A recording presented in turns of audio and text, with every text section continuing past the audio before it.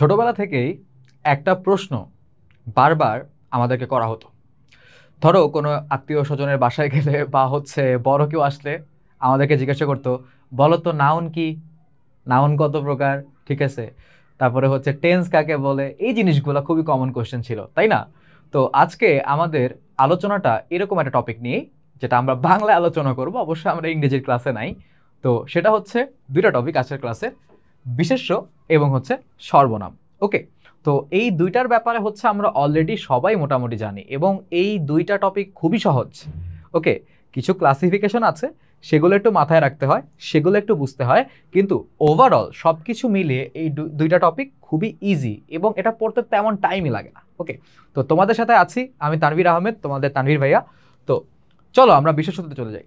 তো বিশেষ্য বা যেটাকে আমরা নাউন বলি, ওকে, তো এটা আসলে কি বোঝায়? কোনো কিছুর নামকে বিশেষ্য বলে বা নাউন বলে। ওকে, নাউন কেন বারবার বলতেছি, কারণ আমরা এটার সাথে খুবই পরিচিত ছোটবেলা থেকে, এটা আমাদেরকে বুঝতে সাহায্য করে, তাই না?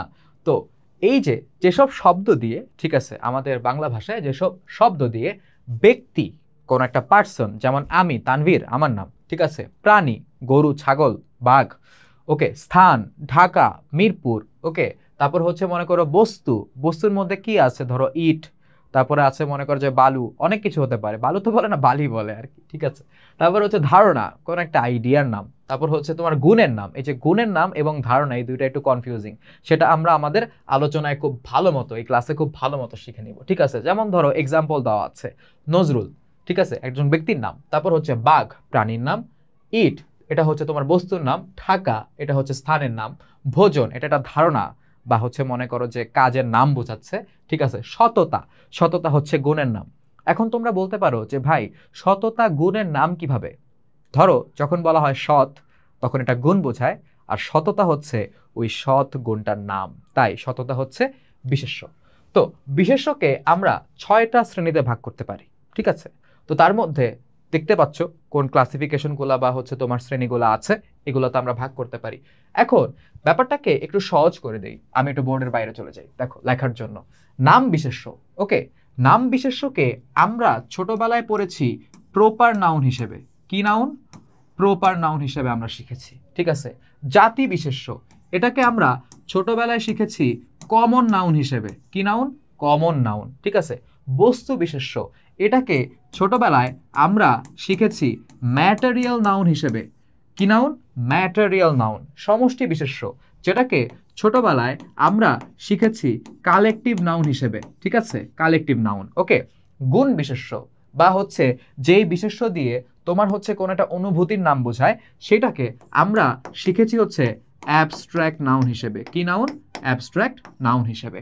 তো এই ধরো এগুলার সাথে আমরা ইংরেজি গ্রামারকে কিছুটা মিলাতে পারি বা অনেকাংশে মিলা যায়, একই জিনিস বোঝায় ঘুরে ফিরে, ঠিক আছে।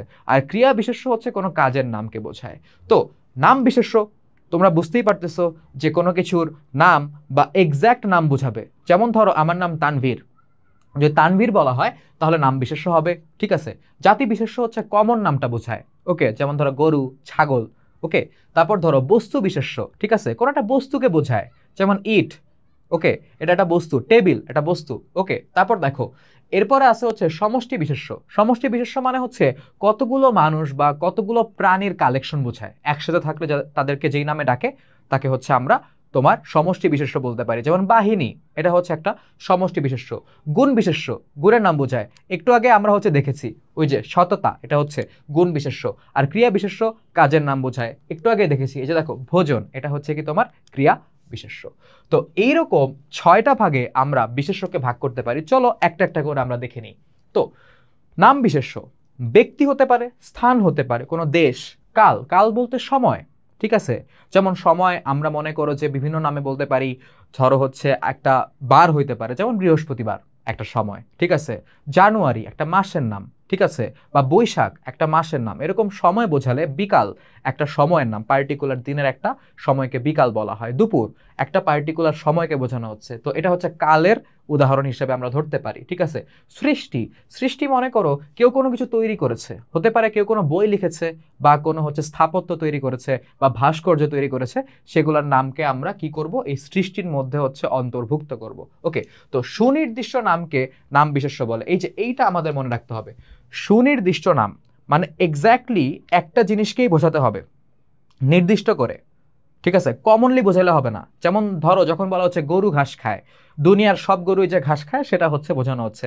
কিন্তু যদি কোনো গরুর নাম থাকে লালি, ঠিক আছে, লালি ঘাস খাচ্ছে, তখন ওই পার্টিকুলার একটা গরুকে বোঝানো হচ্ছে, তখন লালি হয়ে যায় কি তোমার এই নাম বিশেষ্য। তো দেখো ব্যক্তি নাম কিরকম হতে পারে, তো হাবিব, সজল, লতা, শম্পা, ঠিক আছে, তানভীর, ঠিক আছে, এরকম অনেক নাম হচ্ছে ব্যক্তি নাম হিসেবে আমরা ব্যবহার করি, একদম একটা মানুষের এক্স্যাক্ট নাম হইতে হবে। ওকে, তো মানুষ বললে হবে না, নাম বলতে হবে। তারপর দেখো স্থান নাম, কোন একটা স্থান, যেমন ঢাকা, বাংলাদেশ স্থান, হিমালয় একটা স্থান, পদ্মা একটা স্থান। এখন পদ্মা একটা স্থান কিভাবে হয়, তুমি তো বলবা যে ভাই পদ্মার মধ্যে তো পানি। এখন ধরো তুমি হচ্ছে লঞ্চের মধ্যে বা হচ্ছে কোন একটা ধরো স্পিড বোর্ডে তুমি পদ্মা নদীর উপর দিয়ে আসো, যাচ্ছ, ঠিক আছে, তোমার ফ্রেন্ড কল দিছে, এই কই তুই, পদ্মার মাঝখানে। তো পদ্মার মাঝখানে মানে কি, তুমি তো পদ্মা নদীর মাঝে আছো, এটা স্থান না, ঠিক আছে। তো ব্যাপারটা হচ্ছে পদ্মা একটা প্লেসকেই তো বোঝায়, তো এই জন্য পদ্মা একটা স্থান নাম, ঠিক আছে। তো এই যে এটার ভিতরে যে ভাগগুলো আছে, কোনটা ব্যক্তি নাম, কোনটা স্থান নাম, কোনটা কাল নাম, এগুলো আমাদের আলাদা করে একটু মনে রাখতে হবে। এগুলা মাথায় চাপ দেওয়ার কিছু নেই, এগুলা বোঝা খুবই সহজ। যেমন ধরো কাল নাম সময়ের নাম বুঝাবে, ঠিক আছে, সোমবার একটা সময়, ঠিক আছে, বৈশাখ একটা মাসের নাম বোঝাচ্ছে, একটা সময় বোঝাচ্ছে। তারপর জানুয়ারি একটা মাসের নাম, ঠিক আছে, রমজান একটা মাসের নাম। তো এই যে ধরো যেই শব্দগুলা দিয়ে বা যেই নামগুলা দিয়ে আমরা একটা সময়ের কথা বুঝতে পারি বা একটা সময়কে ইন্ডিকেট করা হয় বা একটা সময়কে নির্দেশ করা হয়, তাকে আমরা বলি হচ্ছে কাল নাম। তারপর সৃষ্টি নাম, ধরো গীতাঞ্জলি লিখেছেন কে, রবীন্দ্রনাথ ঠাকুর, যার জন্য তিনি নোবেল পেয়েছিলেন, ঠিক আছে। তারপর সঞ্চিতা কাজী নজরুল ইসলামের লেখা। ওকে, ইত্তেফাক একটা পত্রিকার নাম, বাংলাদেশের খুবই ফেমাস একটা দৈনিক পত্রিকার নাম হচ্ছে ইত্তেফাক। অপরাজেয় বাংলা, এটা হচ্ছে একটা ভাস্কর্য, এটা তোমরা সবাই দেখেছো, এটা মোটামুটি হচ্ছে মনে করো বিভিন্ন জায়গায় হচ্ছে তোমরা দেখেছো টিভিতে বা সামনে, ঠিক আছে, বা অন্য কোনো জায়গায়। এটা হচ্ছে আমার বিশ্ববিদ্যালয় মানে ঢাকা বিশ্ববিদ্যালয়ের কলা ভবনের সামনে, ঠিক আছে। তো এই ভাস্কর্যটা তৈরি করেছিলেন সৈয়দ আব্দুল্লাহ খালিদ। ওকে, তিনি এই ভাস্কর্যের ভাস্কর, মানে যে হচ্ছে ভাস্কর্য তৈরি করে তাকে হচ্ছে তোমার ভাস্কর বলা হয়। তো এটা একটা সৃষ্টি তিনি তৈরি করেছেন, ওকে, নিজের হাতে বা নিজে ডিজাইন করেছেন। তো এই সৃষ্টি নামগুলা একটা জিনিসকে ইন্ডিকেট করতেছে। গীতাঞ্জলি বলতে একটা বইকেই বোঝানো হচ্ছে, ঠিক আছে, ইত্তেফাক বলতে একটা পত্রিকাকেই বোঝানো হচ্ছে নির্দিষ্ট করে, তাই এগুলাকে আমরা কি বলতে পারবো, সৃষ্টি নাম। তারপর দেখো জাতি বিশেষ্য, যেটা আমরা জানি কমন নাউন, ঠিক আছে। জাতি বিশেষ্যর আরেকটা নাম আছে, সেটা আমরা কি জানি, সাধারণ বিশেষ্য। সাধারণ মানে কি, কমন। ওকে, ব্যাপারটা হচ্ছে এরকম। তো ধরো হচ্ছে একটা নাম দিয়ে যখন সবাইকেই বোঝায়, মানে ওই জাতির সবাইকেই বোঝায়, সেটাকে আমরা বলি হচ্ছে কি জাতি বিশেষ্য। ধরো তো এই ধরনের বিশেষ্য নির্দিষ্ট কোনো নামকে না বুঝিয়ে তোমার প্রাণী ও অপ্রাণীর সাধারণ নামকে বোঝায়। এখন প্রাণী এবং অপ্রাণী বলতে আসলে কি বোঝায়, প্রাণী বলতে যার হচ্ছে তোমার প্রাণ আছে, আর অপ্রাণী বলতে যার প্রাণ নাই, এরকম কিছু। ব্যাপারটা হচ্ছে ঠিক তাও না, প্রাণ থাকতে পারে, ওকে, বাট হচ্ছে জড় পদার্থ বা হচ্ছে আসলে প্রাণ নাই এরকমও হতে পারে। তো সায়েন্সের আলাপে আমি যাচ্ছি না। তো দেখো ছোটবেলায় এমনি অনেক কষ্ট হইতো যে প্রাণী কি আর জীব কি, আরে কি কষ্ট ভাই, জীব আর প্রাণীর মধ্যে যে কত উল্টাপাল্টা করছি ছোটবেলায়, মানে বিজ্ঞান পরীক্ষা দিতে গিয়ে, মানে এটা ধারণার বাইরে। তো দেখো মানুষ, মানুষ বলতে সকল মানুষকে বোঝায়। যখন বলা হচ্ছে মানুষ মরণশীল, তখন আসলে পৃথিবীর সব মানুষ যে মরণশীল বা সব মানুষকেই যে মৃত্যুবরণ করতে হবে সেই জিনিসটা এখানে বোঝানো হচ্ছে, তাই না। তারপর গরু ঘাস খায়, একটু আগেই বললাম, গরু ঘাস খায় বললে দুনিয়ার সব গরুকেই বোঝানো হচ্ছে যে সব গরুই ঘাস খায়, ঠিক আছে। ছাগল, তো মনে করো এরকম ভাবে ছাগলের উদাহরণ দেওয়া যায়, ছাগল বলতে দুনিয়ার সব ছাগলকেই বোঝানো হচ্ছে, ঠিক আছে। ফুল বলতে একটা কমন নাম, ফুল সুন্দর, সকল ফুলই সুন্দর। ফল, ফল খেতে মজা, সকল ফল খেতে মজা, যদিও সকল ফল খেতে মজা লাগে না, ঠিক আছে, আমার সব ফল পছন্দ না, এই জন্য আমি বলতেছি। নদী, যখন বলা হচ্ছে নদী তখন এটা হয়ে যায় কি তোমার জাতি বিশেষ্য, কিন্তু যখন বলা হয় পদ্মা, যমুনা, মেঘনা, তখন সেটা হয়ে যায় নাম বিশেষ্য, ঠিক আছে। সাগর, সকল সাগরকে বোঝানো হচ্ছে, কিন্তু যদি বলা হতো ভারত মহাসাগর, মানে ভারত মহাসাগর বা হচ্ছে তোমার মনে করো বঙ্গোপসাগর, এরকম যদি বলা হতো তাহলে তখন সেটা হয়ে যেত নাম বিশেষ্য, কিন্তু যখন বলা হচ্ছে সাগর তখন সেটা হয়ে যায় কি তোমার জাতি বিশেষ্য। পর্বত, যে কোনো পর্বতকে বোঝানো হচ্ছে, ঠিক আছে, পর্বতের নাম কিন্তু এখানে বলা হয় নাই, তাই এই পর্বতটা হয়ে যাবে তোমার জাতি বিশেষ্য বা সাধারণ বিশেষ্য। বস্তু বিশেষ্য, কোন একটা বস্তুর নাম, ঠিক আছে, বস্তু কাকে বলে, তোমরা ছোটবেলায় পড়ছো না যে হচ্ছে যার মনে করো যে ওজন আছে, জায়গা দখল করে বা হচ্ছে বল প্রয়োগ করলে বাধা দেয়, সেটাই হচ্ছে বস্তু। তো বাতাসও হচ্ছে একটা বস্তু, তাই না? তো এরকম তোমার বস্তুর নাম বোঝালে সেটাকে আমরা বলবো হচ্ছে কি তোমার বস্তু বিশেষ্য। কোন দ্রব্য বা বস্তুর নামকে বস্তু বিশেষ্য বলে। ওকে, যেমন ইট একটা বস্তু, লবণ একটা বস্তু, আকাশ একটা বস্তু। অবশ্যই বাতাস দিয়ে তৈরি হয়েছে আকাশ, ঠিক আছে, উপরে যা দেখা যায় এখানে তো বাতাস আছে, তাই না? তো মেঘ আছে, তো এই সব কিছু মিলে কি ধুলাবালি আছে, এই সব কিছু মিলে হচ্ছে তোমার আকাশ, তো বস্তু। টেবিল একটা বস্তু, অবশ্যই টেবিল তো ধরা ছোঁয়া যায় না, এমন তো না যে টেবিলের মধ্যে তুমি মনে করো হাতে খাতা নিয়ে হচ্ছে লেখো বাসায়, তাই না? তো এটা একটা বস্তু, বই এটা বস্তু, তাই এগুলো হচ্ছে আমাদের বস্তু বিশেষ্যর উদাহরণ। সমষ্টি বিশেষ্য, ওই যে যেটা বললাম যে কিছু মানুষকে একসাথে বোঝালে বা কিছু মনে করো প্রাণীকে বা অন্য সবকিছুর কালেকশন, ঠিক আছে, মানে একসাথে আছে বোঝালে সেটাকে আমরা বলবো হচ্ছে কি সমষ্টি বিশেষ্য। যেমন বলা হয়েছে এই ধরনের বিশেষ্য দিয়ে ব্যক্তি বা প্রাণীর সমষ্টিকে বোঝায়। ব্যক্তি বা হচ্ছে তোমার প্রাণী, আইদার হচ্ছে মানুষ পার্সন বা হচ্ছে প্রাণীর সমষ্টিকে হচ্ছে বোঝানো হবে। যেমন জনতা, জনতা এগিয়ে যাচ্ছে, ঠিক আছে। জনতা বলতে এখানে অনেকগুলা মানুষকে একসাথে বোঝানো হচ্ছে, সংখ্যাটা ম্যাটার করে না, বাট একাধিক হইতে হবে, এটা হচ্ছে শিওর। তো জনতা। পরিবার, পরিবার বলতে তো একজনকে দিয়ে তো আর পরিবার হয় না, ঠিক আছে। পরিবারের মধ্যে মনে করো যে বাবা বা হচ্ছে মা বা হচ্ছে স্বামী স্ত্রী, ছেলে মেয়ে, ভাই বোন, খালা মামা চাচা, এরা থাকে। তো পরিবার মানে কি অনেকগুলা মানুষ একসাথে মিলে হচ্ছে পরিবার তৈরি করে, তাই এটা হচ্ছে তোমার সমষ্টি বিশেষ্য। ঝাঁক, এক ঝাঁক পাখি, ঝাঁকের মধ্যে অনেকগুলা পাখি থাকে, একসাথে এটাকে ঝাঁক বলা হয়, তাই হচ্ছে তোমার সমষ্টি বিশেষ্য। পাখিগুলাকে একসাথে ঝাঁক বলা হয়, যেটা বুঝলাম। বাহিনী, মনে করো এটা পুলিশ বাহিনী হতে পারে, অনেকগুলা পুলিশ একসাথে, সেনাবাহিনী হতে পারে, অনেকগুলা সেনা সদস্য একসাথে, ঠিক আছে। তো এই যে অনেকজন একসাথে, এই যে ব্যাপারটা, সেটা হচ্ছে আমরা সমষ্টি বিশেষ্য দিয়ে প্রকাশ করতে পারি। মিছিল, ওই যে জনতার মতোই বোঝানো হচ্ছে। মিছিল বলতে এখানে একসাথে অনেক মানুষকে বোঝানো হচ্ছে, দ্যাটস ওয়াই এই মিছিল হচ্ছে একটা সমষ্টি বিশেষ্য। খুবই সিম্পল। গুণ বিশেষ্য, এই জায়গায় হচ্ছে আমাদের একটু ব্যাপার আছে, যেটা হচ্ছে আমাদেরকে একটু চিন্তা করতে হবে, ঠিক আছে। গুণ বিশেষ্য মানে কি, দেখো, গুণগত অবস্থা বা ধারণার নামকে গুণ বিশেষ্য বলে। ওকে, এটা আমরা এই জায়গায় রেখে দিলাম। তো ব্যাপারটা যদি একটু সিম্পলি বোঝার চেষ্টা করো, আমার দিকে তোমরা খেয়াল করবে। গুণ বিশেষ্য বলতে কোনো একটা গুণের নাম, কি বলছি, গুণ বিশেষ্য বলতে কোনো একটা গুণের নাম বোঝায়, বা হচ্ছে তোমার কোনো একটা ইমোশন, তোমার কোনো একটা ফিলিংসের নাম বোঝায়।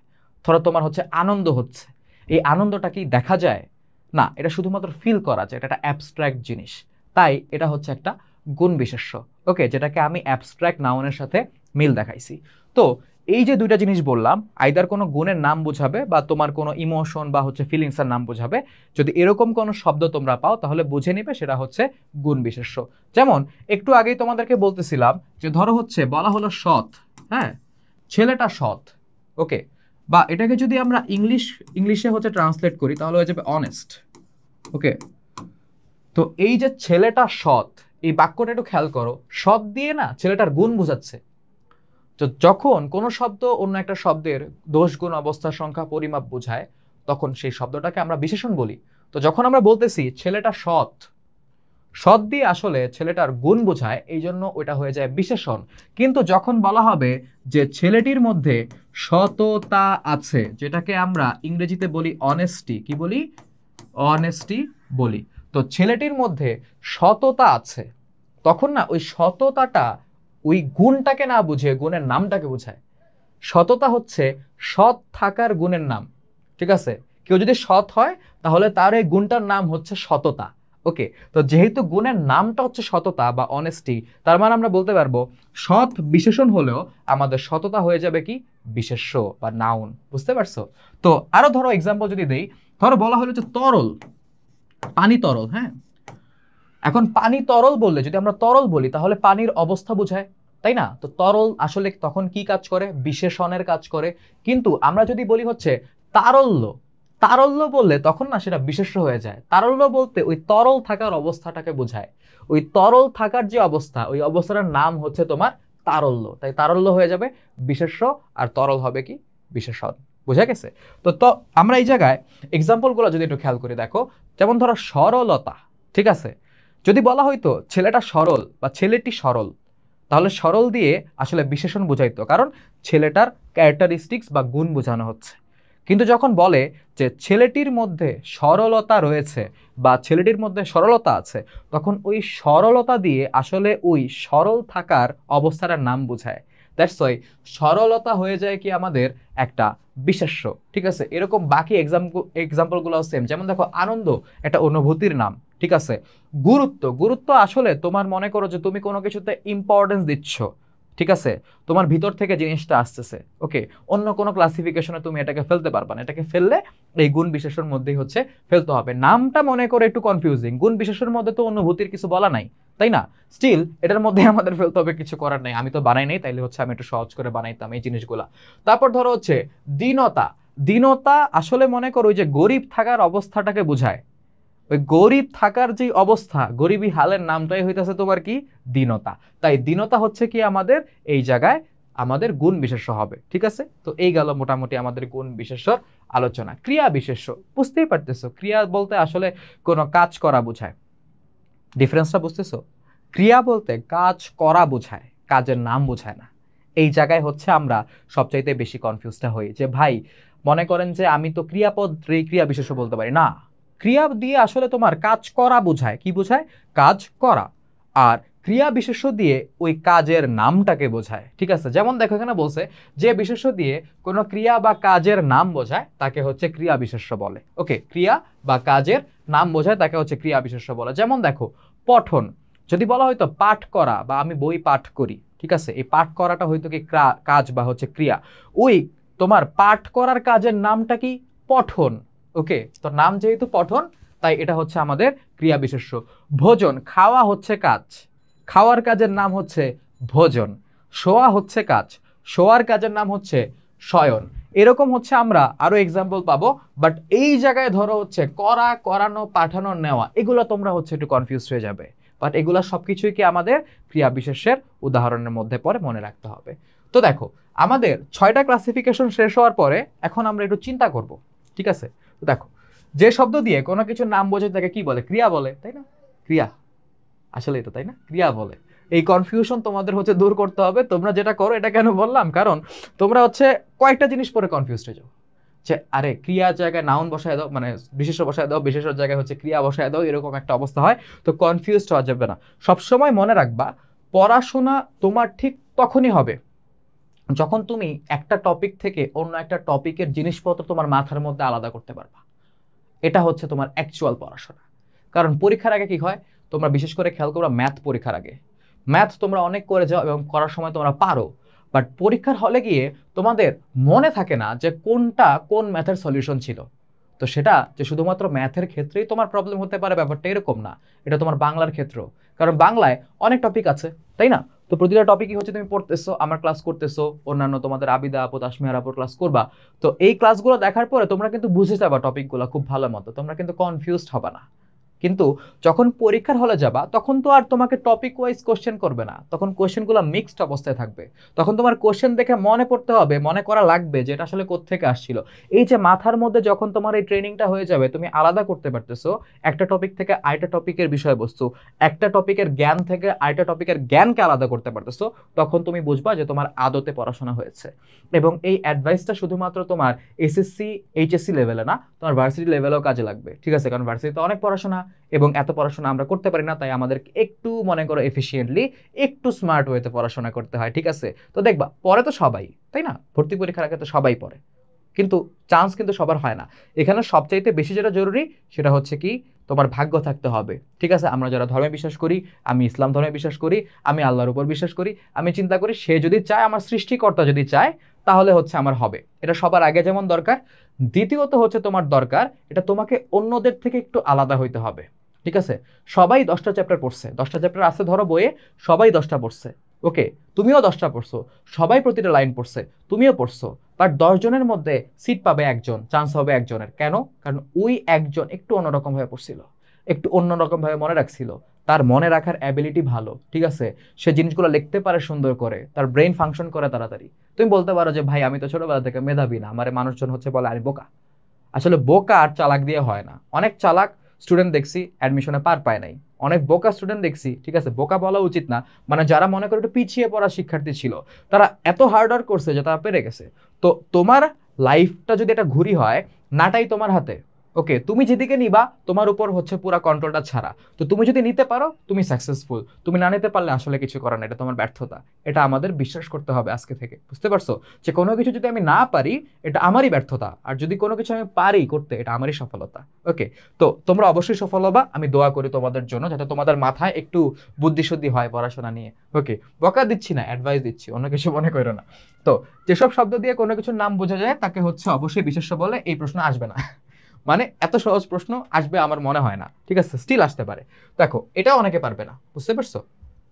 বাক্য ব্যবহারের সময় বিশেষ্যের সঙ্গে কি কি যুক্ত হয় এই ইনফরমেশনটা বইয়ে দেওয়া নাই, কিন্তু এটা হচ্ছে আমরা এখানে দেখব যে বিভক্তি, নির্দেশক ও বচন যুক্ত হয়। ঠিক আছে, এগুলা কি একটা লগ্নক না, শব্দের শেষে যুক্ত হয়। ঠিক আছে, তো বিভক্তি, নির্দেশক ও বচন কিসের সাথে যুক্ত হয়? তোমার বিশেষ্যর সাথে হচ্ছে যুক্ত হয়। কিভাবে? ধরো একটা বিশেষ্যর এক্সাম্পল আমরা নিতে পারি, ধরো হচ্ছে ছেলে। ঠিক আছে, ছেলে। তো ধরো আমরা যেহেতু তিনটাই যুক্ত করব, আমি তিনটা ছেলে লিখি। ছেলে কি একটা সাধারণ বিশেষ্য, তাই না? সাধারণ বিশেষ্য বা জাতি বিশেষ্য। তো ধরো এই জায়গায় যদি হচ্ছে আমরা বিভক্তি যুক্ত করি, কি যুক্ত করব? এই জায়গায় হচ্ছে আমরা যদি বিভক্তি যুক্ত করি, তাহলে ধরো আমরা একটা বিভক্তি যুক্ত করতে পারি ছেলেকে। ঠিক আছে, নির্দেশক ধরো হচ্ছে ছেলেটি, একটা নির্দেশক। ঠিক আছে, তারপর ধরো হচ্ছে বচন, ধরো হচ্ছে ছেলেরা, একটা বচন যুক্ত করতে পারি। এখন এগুলো বাক্যে প্রয়োগ করলে কিরকম দেখায়? ধরো বলা হচ্ছে মা ছেলেকে চাঁদ খাওয়া, মানে চাঁদ বলে মা ছেলেকে চাঁদ খাওয়াচ্ছেন, হবে না, মা ছেলেকে চাঁদ দেখাচ্ছেন বা মা ছেলেকে ভাত খাওয়াচ্ছেন। ওকে, তো এই যে ছেলেকে, কেটা হচ্ছে একটা বিভক্তি, বিভক্তি যুক্ত হলো। ছেলেটি, ঠিক আছে, ছেলেটিকে এদিকে আসতে বলো, বা ছেলেটি ভালো। ওকে, এই যে টি যুক্ত হয়েছে সেটা কি একটা তোমার, এখানে আমরা জানি নির্দেশক, আমরা পড়ে আসছি। তারপর দেখো ছেলেরা, এই যে মানে তোমার বচন দিয়ে কি হয়? বচন দিয়ে হচ্ছে তোমার সংখ্যা বোঝায়। ছেলেরা ফুটবল খেলছে, এখানে বোঝানো হচ্ছে কি এখানে একাধিক ছেলে রয়েছে। তো আমরা বুঝতেছি যে বিশেষ্যর সাথে হচ্ছে তোমার বিভক্তি, নির্দেশক ও বচন যুক্ত হতে পারে। তারপর দেখো পদ্মা কোন জাতীয় বিশেষ্য? আমরা জানি পদ্মা হচ্ছে একটা স্থান নাম। কি নাম? পদ্মা হচ্ছে একটা স্থান নাম, আমরা এটা নিয়ে আলোচনা করছি একটু আগে। জাতি বিশেষ্যর উদাহরণ কোনটি? হিমালয়, এটা একটা নাম বিশেষ্য। পদ্মা, এটা একটা নাম বিশেষ্য, এটা তোমার মনে করো স্থান নাম। নদী, নদী হচ্ছে একটা জাতি বিশেষ্য, আর আকাশ হচ্ছে একটা বস্তু বিশেষ্য। ঠিক আছে, তারপর দেখো নিচের কোনগুলি সমষ্টি বিশেষ্যর উদাহরণ? ঠিক আছে, ধরো হচ্ছে এই যে পরিবার ও মিছিল, এটাই হচ্ছে তোমার সমষ্টি বিশেষ্যর উদাহরণ। নদী ও সাগর এগুলা কি জাতি বিশেষ্য। ঠিক আছে, সঞ্চিতা ও ইত্তেফাক এগুলা কি নাম বিশেষ্য। আকাশ ও বই এগুলা কি বস্তু বিশেষ্য, তাই না? তারপর দেখো গুণ বিশেষ্য কোনটি? সাগর, সাগর তো হচ্ছে একটা জাতি বিশেষ্য, তাই না? সততা হচ্ছে একটা তোমার গুণ বিশেষ্য। ঠিক আছে, ভোজন, ভোজন কি গুণ বিশেষ্য হবে নাকি অন্য কিছু হবে? দেখো, তো এই জায়গায় বলছে গুণ বিশেষ্য কোনটি? আমরা জানি হচ্ছে ভোজন একটা হচ্ছে ক্রিয়া বিশেষ্য এবং বাহিনী হচ্ছে একটা সমষ্টি বিশেষ্য। তারপর দেখো নিচের কোনটি কাল নাম শ্রেণীর মানে নাম বিশেষ্য, মানে যেটা দিয়ে সময় বোঝায়? দেখো এই জায়গায় এই যে বৈশাখ আছে, বৈশাখ হচ্ছে একটা সময় বোঝাচ্ছে, দ্যাটস ওয়াই এটা কাল নাম শ্রেণীর নাম বিশেষ্য। ঠিক আছে, তো এই গেল হচ্ছে আমাদের বিশেষ্যর আলোচনা মোটামুটি। এখন আমরা চলে যাব হচ্ছে সর্বনামে। এখন সর্বনাম তো আমরা জানি যে বিশেষ্যের পরিবর্তে যে সকল শব্দ ব্যবহৃত হয় তাকে সর্বনাম বলে, যেটাকে আমরা ইংলিশে জানি কি প্রোনাউন। ওকে, তো চলো বইয়ে যেটা লিখছে সেটার ব্যাপারে হচ্ছে আমরা একটু আলোচনা করি। বলছে বিশেষ্যের পরিবর্তে ব্যবহৃত শব্দকে সর্বনাম বলে। হ্যাঁ, আমরা জানি এটা কিভাবে ব্যবহৃত হয় বিশেষ্যের পরিবর্তে, সেটা এইখানে একটা এক্সাম্পল থেকেই হচ্ছে আমরা বুঝতে পারবো। তো চলো দেখি, এখানে বলতেছে বাক্যের মধ্যে বিশেষ্য যে ভূমিকা পালন করে সর্বনাম অনুরূপ ভূমিকা পালন করে। ব্যাপারটা বুঝতে পারছো? মানে বিশেষ্যর রোল যেটা, বিশেষ্য হচ্ছে কর্তার ভূমিকা পালন করে। এখন কর্তার ভূমিকা কি একটু পরে আমরা দেখবো। তো দেখো, তো কর্তার ভূমিকা পালন করে, সর্বনামও হচ্ছে সেম কাজটা করে, মানে বাক্যে কাজটা যে করতেছে তার ভূমিকাটা পালন করা বিশেষ্য এবং সর্বনাম উভয়ই। ঠিক আছে, যেমন দেখো শিমুল মনোযোগের সঙ্গে পড়াশোনা করত, এখানে একটা বিশেষ্য দেখা যাচ্ছে, সেটা কি? শিমুল, তাই না?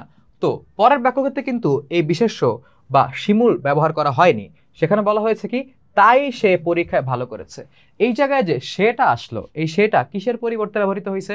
শিমুলের পরিবর্তে ব্যবহৃত হয়েছে। আর শিমুল হচ্ছে কি একটা বিশেষ্য, আর এখানে সে দিয়ে আসলে শিমুলকেই বোঝানো হচ্ছে, দ্যাটস ওয়াই সে হচ্ছে এখানে একটা সর্বনাম। তো দ্বিতীয় বাক্যের সে প্রথম বাক্যের শিমুলের পরিবর্তে বসেছে, আমরা দেখতে পাচ্ছি, মানে ওইটার এক্সচেঞ্জে ওইটার জায়গায় বসেছে, শিমুলের জায়গায় সেটা আমি বসাইছি, সে দিয়ে আমি শিমুলকেই বোঝাচ্ছি, তাই না? শিমুল একটা বিশেষ্য, তাই এটা যেহেতু বিশেষ্যের পরিবর্তে বসছে এটা একটা তোমার সর্বনাম। বিশেষ্য শব্দের মতো সর্বনাম শব্দের সঙ্গেও বিভক্তি, নির্দেশক, বচন প্রভৃতি যুক্ত হতে পারে। তো এই ইনফরমেশনটা আমাদের মাথায় রাখতে হবে।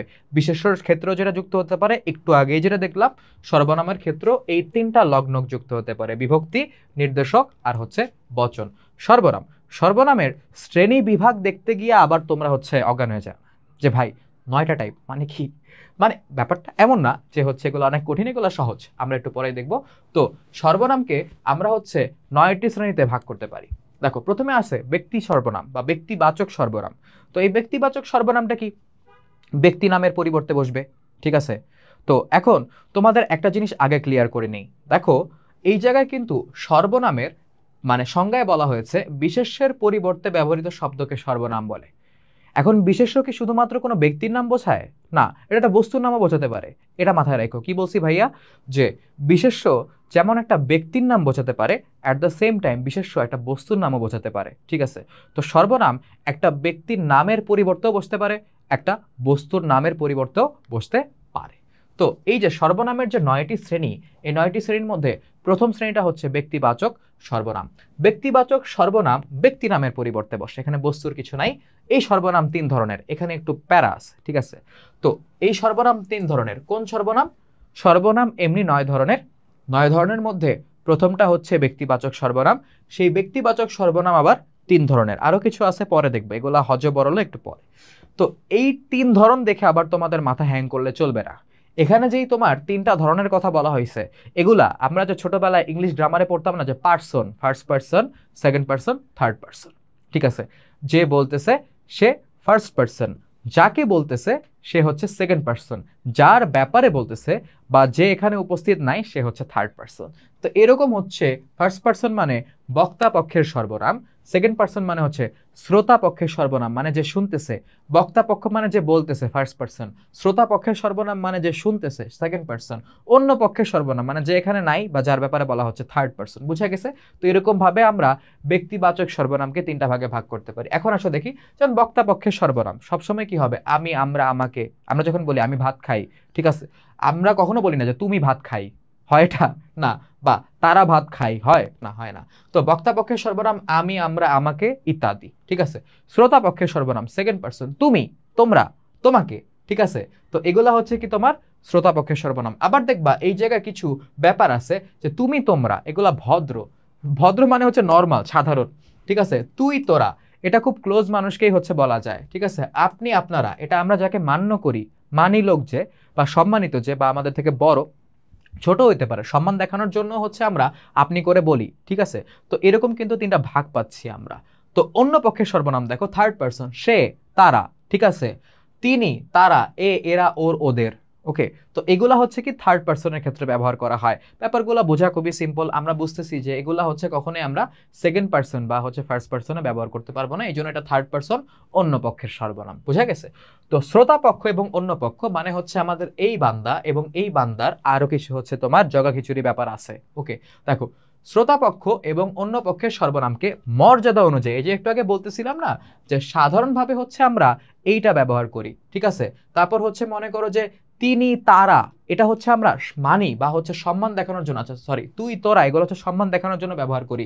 তারপর মনে করো যে আপনি, আপনারা, তুই, তোরা হচ্ছে ঘনিষ্ঠ, এই যে উপরে নিচে হয়ে গেছে, তুই, তোরা হচ্ছে ঘনিষ্ঠ হইলে ব্যবহার করি।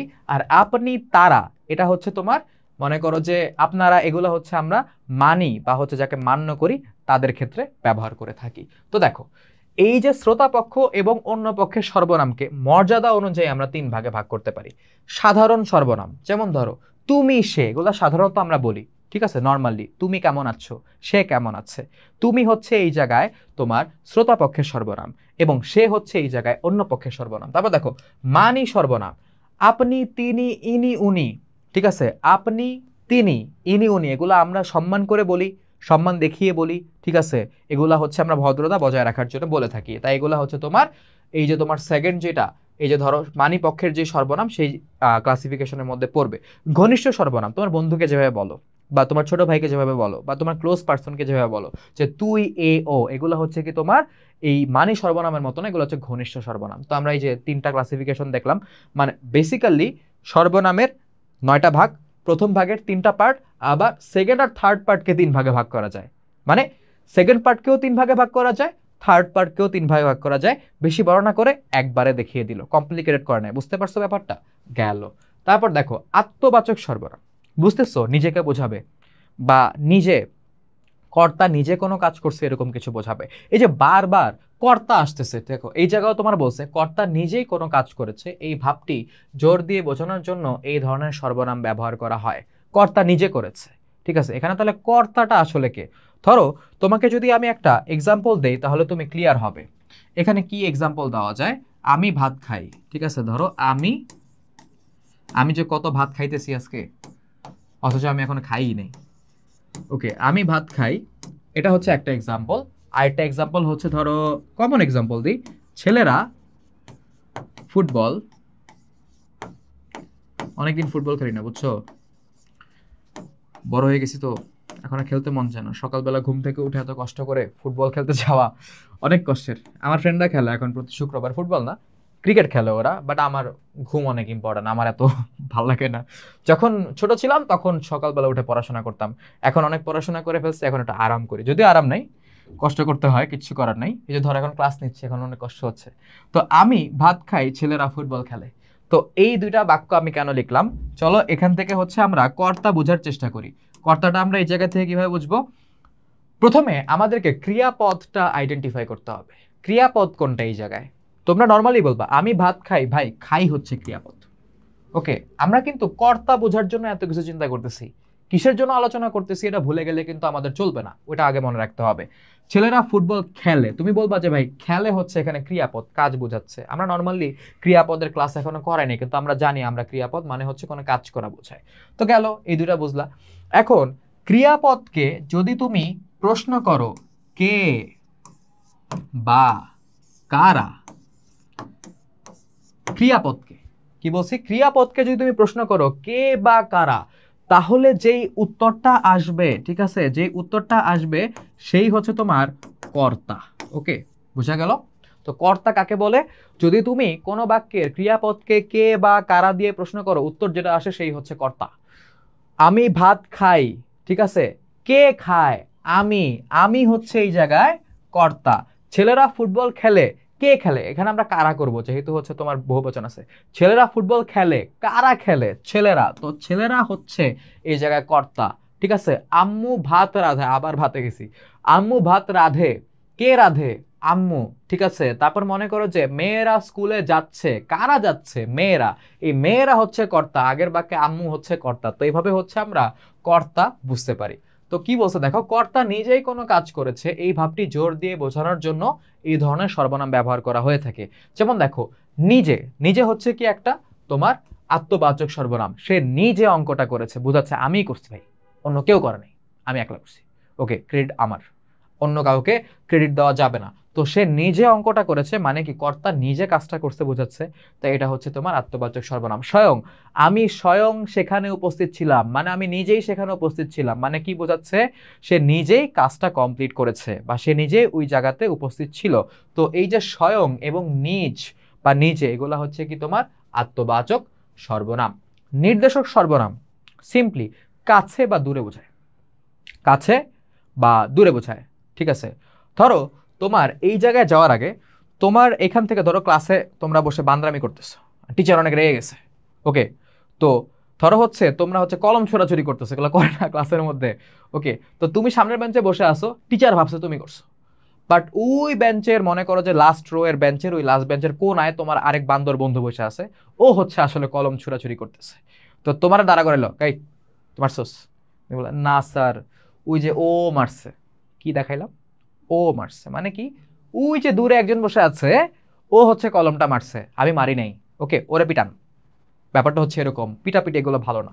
যাই হোক, তো এই যে নির্দেশক সর্বনাম দিয়ে কাছে বা দূরে ইন্ডিকেট করে কোন একটা মানুষকে, মানুষের পরিবর্তে বসে বা হচ্ছে মনে করো কিছু মানুষের পরিবর্তে বসে, দ্যাটস এটা হচ্ছে তোমার সর্বনাম। যে সর্বনাম নৈকট্য মানে কাছে, দূরত্ব মানে দূরে নির্দেশ করে, তাকে বলে নির্দেশক সর্বনাম। এটা আমরা বুঝে গেছি অলরেডি। যেমন দেখো নিকট নির্দেশক এ, এই যে আমরা দেখা এ, এই এই এই যে এই যে এই লোক।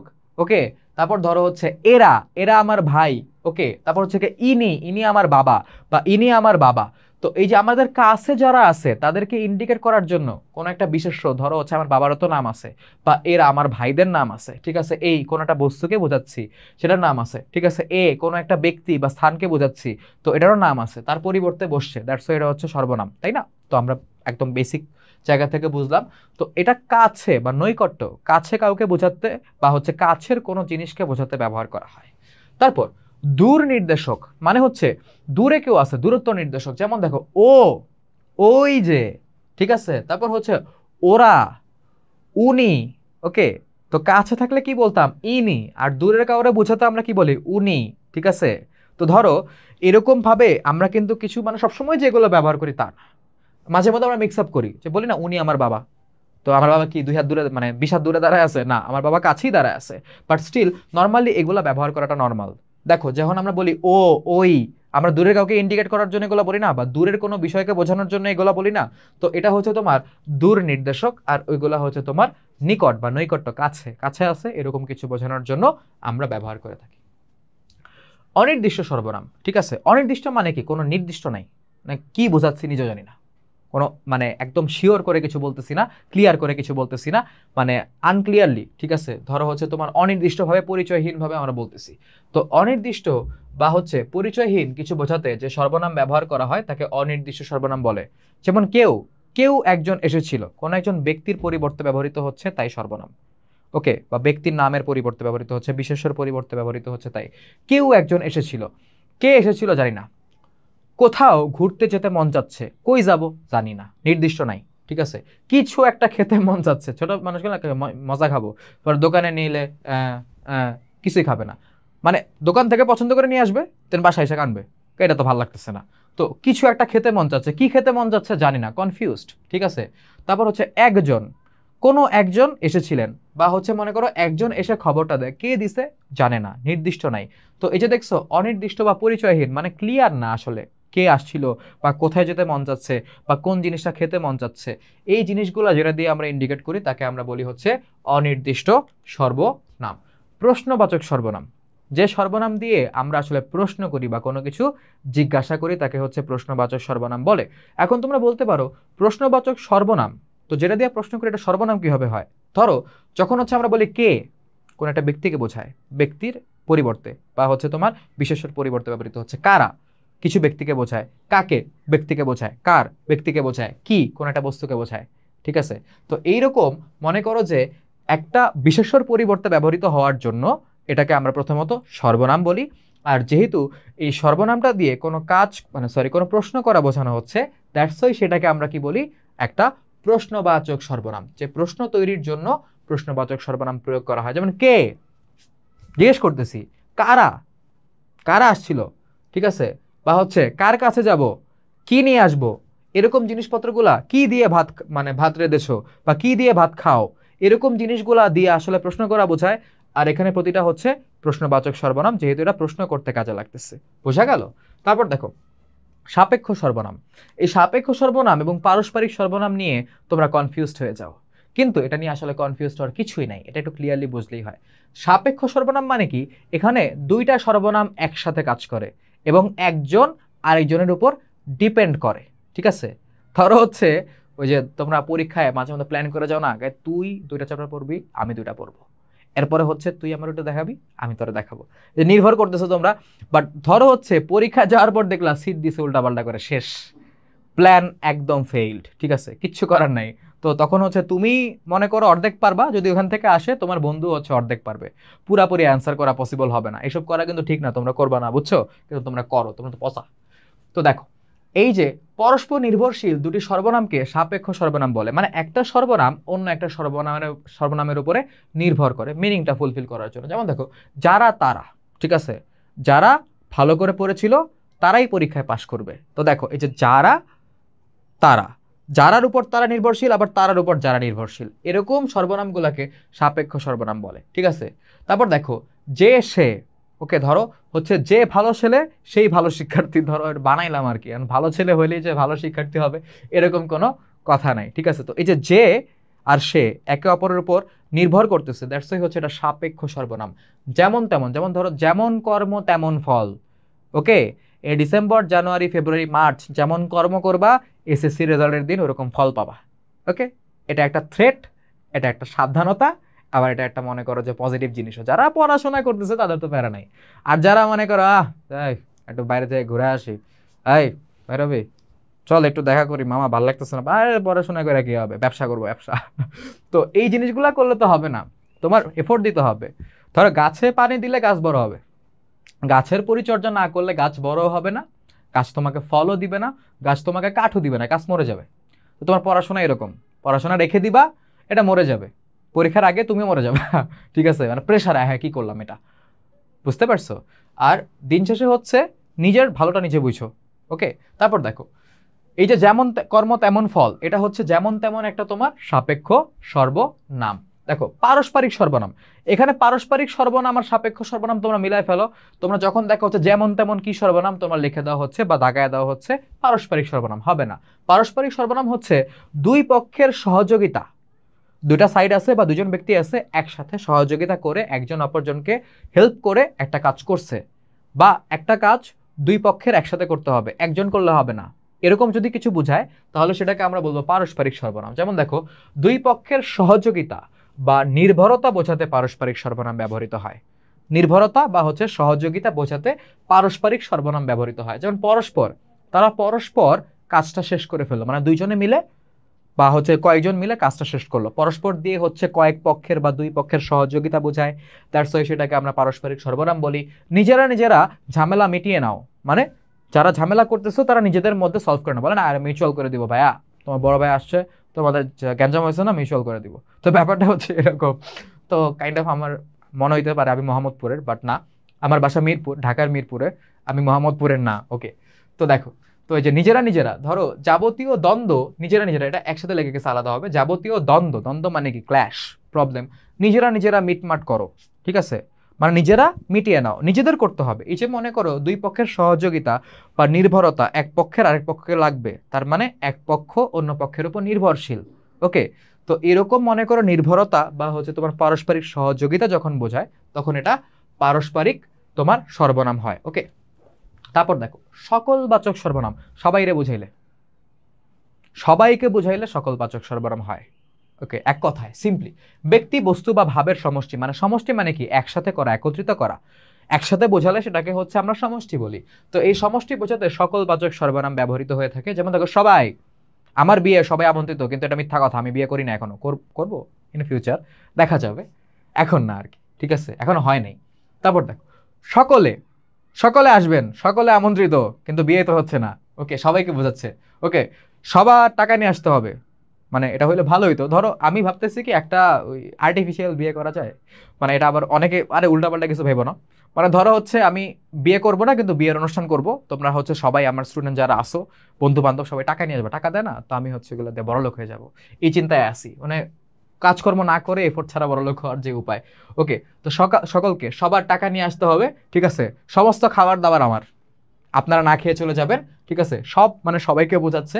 তো ব্যাপারটা কি সবাইকে বা হচ্ছে মনে করো যে ব্যক্তির সমষ্টি বলতে কি একসাথে সবাইকে বোঝাচ্ছি, সকল ব্যক্তির সমষ্টি, বা হচ্ছে সবগুলো বই দাও, সবগুলা বইয়ের সমষ্টি, বস্তু যেটাকে বোঝায়, ঠিক আছে, বই তো অবশ্যই বস্তু, ঠিক আছে, বই তো আর মনে করো যে অলৌকিক জিনিস না। তো এগুলা দিয়ে আমরা সকল বাচক সর্বনাম বুঝি।